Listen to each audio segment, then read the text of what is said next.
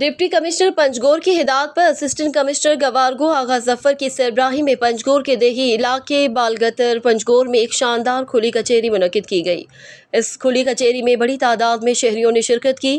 शहरियों के साथ मुख्तलिफ महकमों के सरबराहान भी खुली कचेरी में शरीक हुए। खुली कचेरी के मौके पर लेफ्टिनेंट कर्नल उमर AC गवारगो, आगा जफर, लिवीज मोहर, Abdul Ghaffar, district education officer Saeed Akbar और दीगर महकमों के अफसरान मौजूद थे। खुली कचेरी में अहलियाना बालगतर ने अपने मसाइल पेश किए, जिनमें तालीम, सेहत और दीगर शोबों से मुतालिक मामला शामिल थे। सरकारी महकमों से वाबस्ता अफसरान ने शहरियों को यकीन दिलाया कि उसकी मसाइल को तरजीही बुनियादों पर हल किया जाएगा। लेफ्टिनेंट कर्नल उमर AC गवारगो आगा जफर ने अपने तासुरात बयान करते हुए बताया कि खुली कचेरी का मकसद अवामी मसाइल सुनना और उनके हल के लिए अमली इक़दामात उठाना है। इस बात के पेश नज़र बालगतर जैसे पसमानदा इलाके में खुली कचेरी मुनक्किद किया गया, जिसके अवामी मसाइल के हल के हवाले से मुस्बत नताइज निकलेंगे।